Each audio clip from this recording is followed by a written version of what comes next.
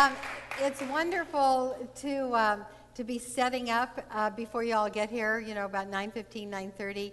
They're rehearsing and the team is dancing, setting up. It's just wonderful.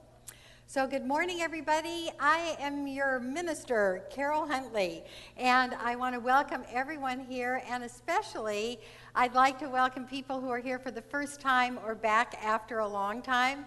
If you have not yet received one of our welcome packets, just put your hand up right now and you'll have one of our wonderful welcome goddesses put something in your hand. They're welcome. I'd love to meet you personally after the service. And so everybody's back. Okay, great. So you are here at the Golden Gate Center for Spiritual Living, where our mission is awakening personal transformation. And, well, that's the vision. And the mission is teaching tools for positive change. And you're going to get some of those tools today. So just stay put.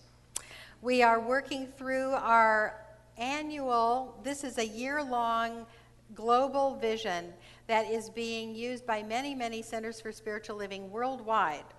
And our vision is a world that works for everyone, with all that that entails. April, we're finishing up today. This is the last Sunday in April, and our theme is still today, the kinship with all life. So what that means is that the life of God indwells every single thing that you can see and that you can't see. It indwells everything that you love and everything that annoys you. It indwells the plants and the animals and the wisdom traditions. It indwells all experience and form. I mean, that's what it is. That's the interconnectedness of all of life. And I want to draw your attention now to this wonderful altar by Laurel. And she has some symbols from various religious traditions, including that beautiful plate from Saudi Arabia, or actually Turkey. And the Arabic is God is great. And so there's all the sea life and the forests and the gardens and everything, and the world. So thank you, Laurel. Thank you.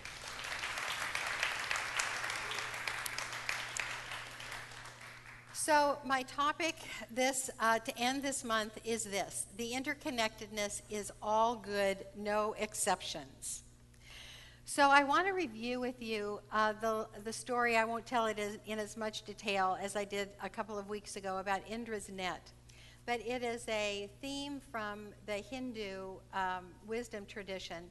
And it says that the god Indra has a beautiful net that is draped over his palace. And the net is actually infinite because it is the form of God. And at every cross string, there is a jewel, just like the drops of water in this beautiful image here. And the jewels represent all of creation. There's a jewel for each one of you. There is a jewel for each one of your experiences. There's a jewel for the past. There's a jewel for your past, your future. And every single thing that God has created or is creating is a jewel on that net. And as you can so clearly see in the image behind me, each jewel reflects every other jewel on the net. So it is a reminder that God's creation is perfect, whole, and complete. And if it is perfect, and that is the teaching, that's the teaching that God's creation is absolutely perfect, then there's really nothing to complain about or to worry about. And I know that that is a very tall order. You know, I had a conversation yesterday with somebody who has no connection with this philosophy, and I was trying to explain to this person about our philosophy, and when I came to the all good, and it's all blessed and it's all divine, and well, you could just see, the thoughts going through of what wasn't so perfect. And so I know that each one of us has experiences that are sad, if not horrific. And it's very challenging for me and for everyone to say, I don't have a thing to complain about. If you came with something that right now is arguing with me, and it's coming up in your awareness, and you're saying, but what about this? I really encourage you to get a prayer at the end of the service, because our prayer practitioners have been trained to offer you another way of looking at your life. And the teaching is, and in my experience it's true, there's no change unless there is a change within you. And so all it takes is a slight shift in how you look at things, and your whole life changes. So I want to encourage you to take advantage of that. And so that is a little person, I think. Oh, that's a little person back there. I just want to say, you know, we have been, there's Mom. We have been praying. We have been praying for the youth and family section of our community. And we have more children today than I have seen in weeks and weeks and months and months and months. So, yes. So all of those little shrieks are absolutely welcome, unless, I mean, especially if they're joyful shrieks. So back to those situations in our life that we think that, you know, we got to complain about it because it's not so good. We actually scare ourselves. We scare ourselves by choosing to focus on things that stress us or distress us. We scare ourselves to focus on things that are hurtful to us, or to choose things that are not good for us. You know, on Friday night, we had a wonderful movie experience, and you should catch the next one. It's going to be on the 20th of next month. So our movie was called Happiness, and it was fabulous. It gave so many examples of happiness and unhappiness as, you know, object lessons. And one of the things that was so hard to see is they said that Japan is one of the most unhappy places on earth. And it's because many, many people in Japan are taught to make the choices that are hurtful, that are stressful, that are distressful. And they work so much, and these are young people, that people are dropping dead because they work too hard. And it's not work in the fields, it's work in offices. And there was a specific story about a family whose dad, just his heart stopped because he'd been working so hard, and something went wrong at work and his heart stopped. And so we scare ourselves by thinking that competition is a real thing, and that the world will not support us. And you know, as wonderful as our scientists are, and as Darwin, you know, all that Darwin brought to us, one of the things that Darwin brought to us is that idea of survival of the fittest. And it's just not true. You don't have to be the fittest. You just have to be fit enough. And fit enough is fine. So I'm going to read to you a little bit from A Simpler Way by Meg Wheatley. Meg Wheatley is a biologist and an organizational theorist, and she's got it down. So what she says: at least since Darwin, Western culture has harbored some great errors. We have believed that the world is hostile, that we are in a constant struggle for survival, that the consequence of error is death, that the environment seeks our destruction. In such a world, there is no safety. Who wouldn't be afraid?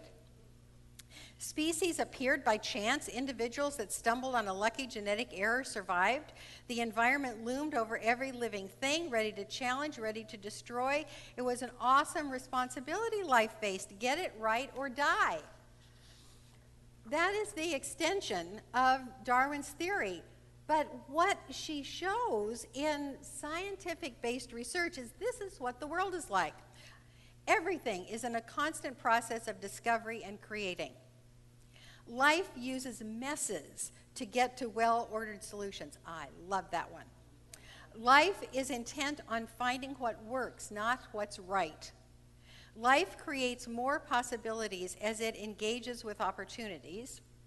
Life is attracted to order.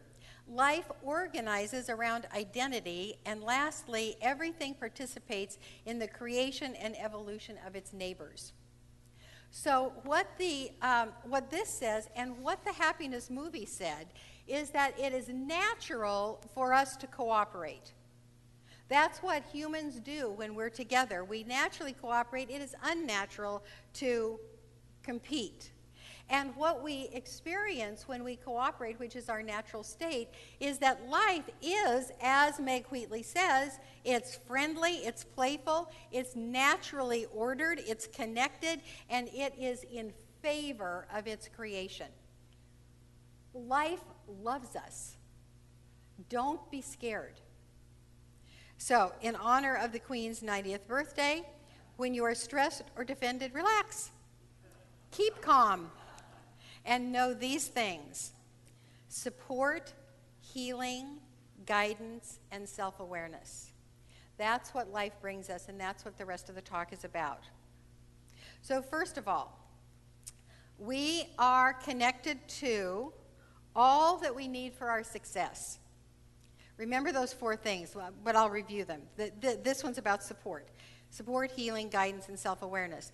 So whatever success means to you, love and friendship and doing good work and even the things, although the happiness movie said this really important thing, and that is that between $5,000 a year, this is this culture, $5,000 and $50,000 a year, there is a big difference in happiness.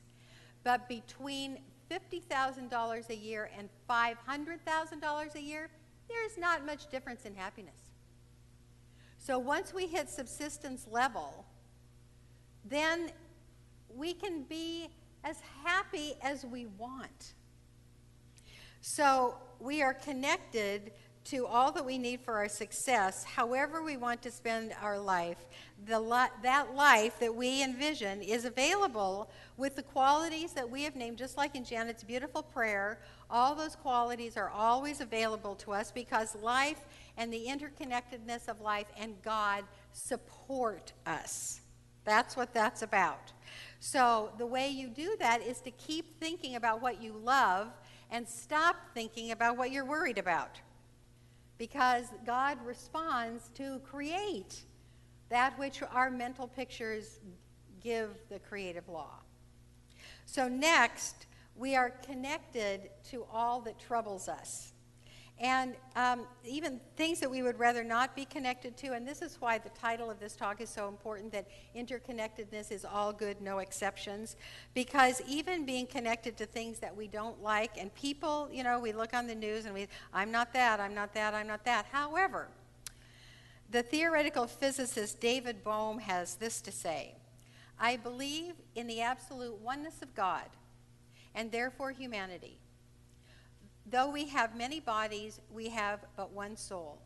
The rays of the sun are many through refraction, but they have the same source. I cannot therefore detach myself from the wickedest soul, nor may I be denied identity with the most virtuous. So we are connected to that which bothers us because there's something to teach us there. And I'm reminded once again of the story of Adam and Eve. Adam and Eve, for me, is not about disobedience.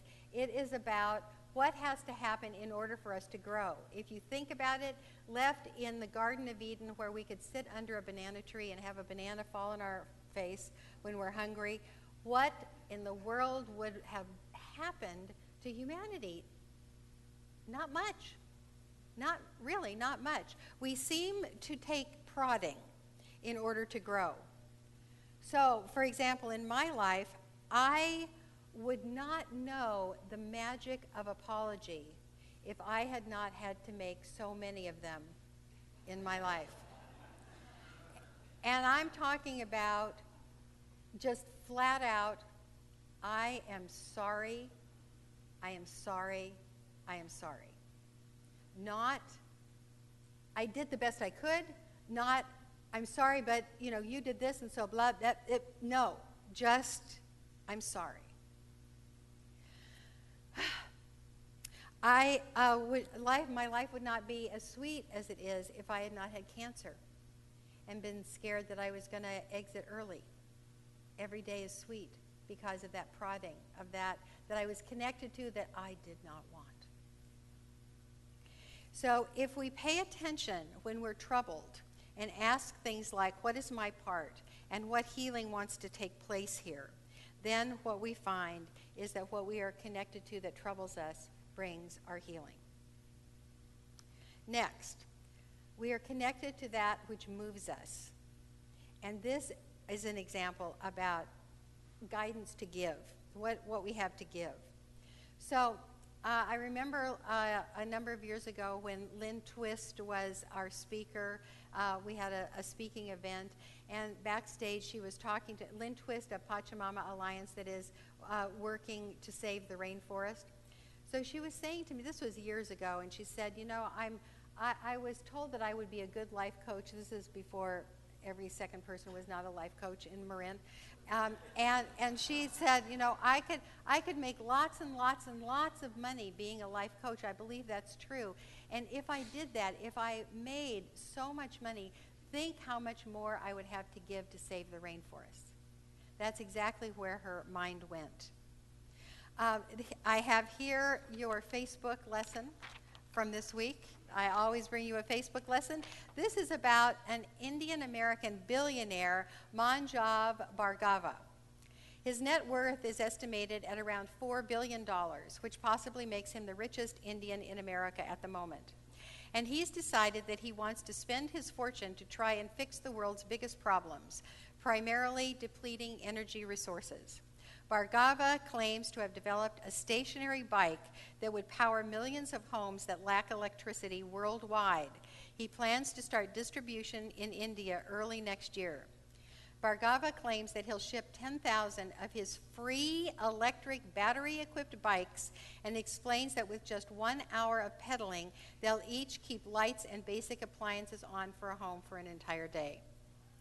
Bhargava doesn't want to stop there. He plans on figuring out a way to make salt water drinkable, enhance circulation in the body, and secure limitless amounts of clean geothermal energy.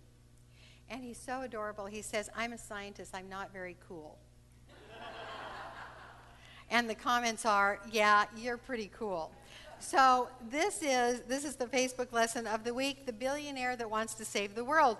This is what moves us, is our guidance to give. So what moves you and what moves me is where we put our time, our talent, and our treasure. And if too much of your time and talent and treasure is going to some place like they do in Japan, work with us to change that for your good and for the good of the world. Because when we give from our hearts to what moves us, we are a gift for the world. Then finally, we are connected to all we need to learn about ourselves. Because every single circumstance, if we pay attention, teaches us. Every person in our life teaches us. You know, there's two kinds of people in your life, the lovers and the teachers. And the lovers are not the romantic lovers. The lovers are like the cookie lady down the street who you could do anything. You know, you could dig up her lawn. You could, you know, give her cat a bath. And all she would ever do is think you're amazing and give you a cookie. That's the lover. Everybody else is your teacher. And so if we pay attention, we learn about ourselves from each other. So this wonderful book, your book doesn't look like this. This is a hardback book from long ago. Jean Houston's Manual for the Peacemaker is the book that is actually the book study for the whole year. And I do a curriculum every month for those that want to study it in book groups, and we have several book groups going. This April is not quite yet in print yet, should have been, but it isn't, but it is online. So anyway, it's about Daganawida, who was from the Huron tribe and brought many, many of those northeastern tribes that were warring constantly into peace. And the agreement that he had everybody make is actually the basis of our Bill of Rights. And so he's a real historic figure. So what it says in this chapter for this month is, the archetype most needed at that time was the peacemaker. Daganawida became its agent, bringing a higher knowledge and practice of peace into the world. He was a bridge from the mind of the maker, that domain of spirit wherein all great evolutionary patterns are held. Because he carried the energy and knowledge of the peacemaker, even those whose lives had been given over to war and violence were transformed by the presence of his message. So when we know ourselves well enough that we know why we're here and give our gifts, then we become those same kinds of archetypal gifts to the world. So that's the philosophy of the talk. Now we come to the tools. This is the to-dos. This is what you get to do in order to realize all that wonderful stuff that I just told you. And that is all we need to learn about ourselves brings self-awareness. Next one is our part. Okay, our part, first of all, we have things to avoid and things to adopt. We avoid standing apart. If you primarily or only observe, stop it. Stop it. Bring yourself to life. To give and to receive and to connect in this union of interconnectedness that absolutely exists. Avoid victimhood. Victimhood can come tiptoeing in, and you don't realize that here's how metaphysicians are victimy. Well, I think I'm paying back karma. You're suffering, you continue to suffer, and that's your explanation. You're paying back karma. That's victimhood. That is exactly like saying it's not my fault. Or when we justify, well, I was just blah, blah, blah. Or if only, da-da-da-da-da-da. That's victimy. Stop it. Stop it. Stop comparison. Comparison is part of the competition model. You are unique and you are a one-of-a-kind miracle. And lastly, avoid self-condemnation. This also tiptoes in, and you can just be swearing at yourself before you know it, because you've done something that you're troubled by. So I want to bring to your attention a wonderful story in this book about this woman that Daganawida met, an old woman who made food at the crossroads. The trouble is, one warring nation would come in this way, one warring nation would come in this way, one warring nation would come in this way, and she'd sell them all food. So the idea was to talk her into not supporting the war effort. Does this remind you of anything? This is what what Houston says about not feeding the toxic raiders. Who are the raiders anyway? On the simplest psychological level, the raiders may be seen as toxic thoughts and conditions we dwell upon. Those negative self-judgments or patterns of behavior that we turn into habits that order our lives. We welcome such patterns. They set up housekeeping with them. We give them nourishment because such thoughts have a real tang for us. They plead for our attention, reminding us of the years we have spent with them, appealing to our long history together. Stop it.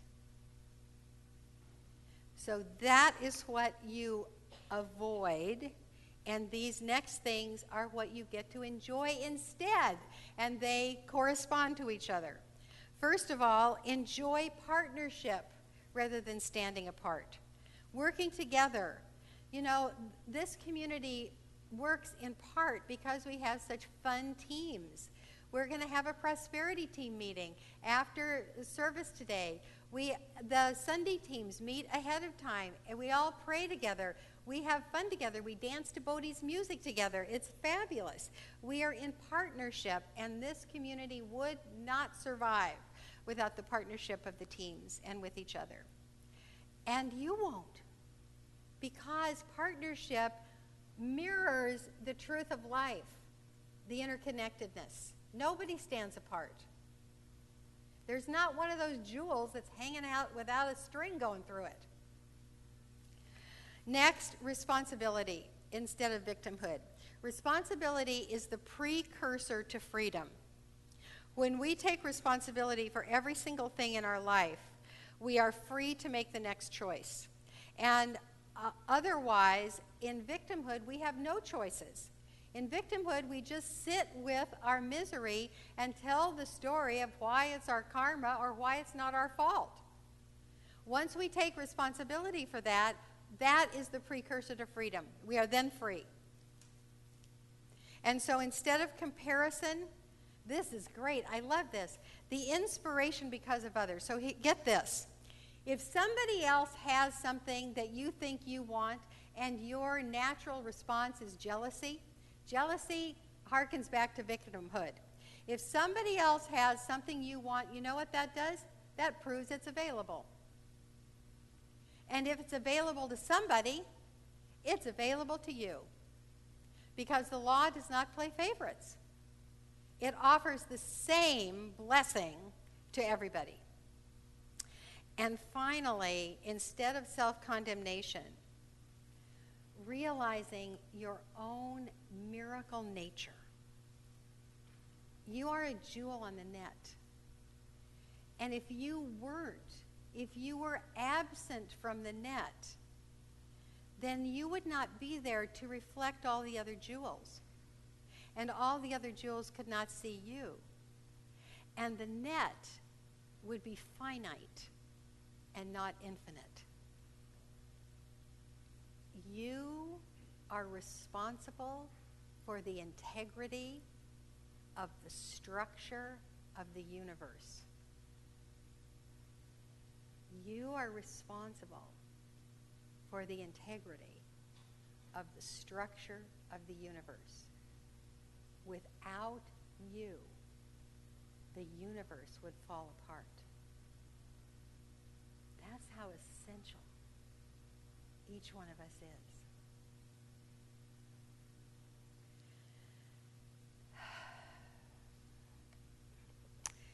So that is the end of the lesson. And I want to review for you for a moment the spiritual principles. There were many today, but the ones I want you to focus on are, first of all of life is connected. And secondly, we have already been given all we need. And so the spiritual practice for you, in addition to avoiding all the things that we just talked about and enjoying all the things that we just talked about, this one, I loved doing this for you. Make up a personal way to experience divine connection. So I use the words make up very intentionally because, you know, we pretty much make up everything. We make up everything. So why not make up a meditation or a visual, or if you're auditory, a phrase that reminds you that you are connected to all there is. I have a couple that I use pretty much every time I go into meditation. One is about sending my roots down and my leaves up, and I do a bunch of things, and I'm connected. And another is the indwelling of an archetype that lives inside of me. And as I do this to my heart, she is doing this from the inside. So that's me. That's me. And you can make up yours. And I want you to, because it's when we're scared that we need to remind ourselves of the truth that everything is interconnected and you are one with your divine source.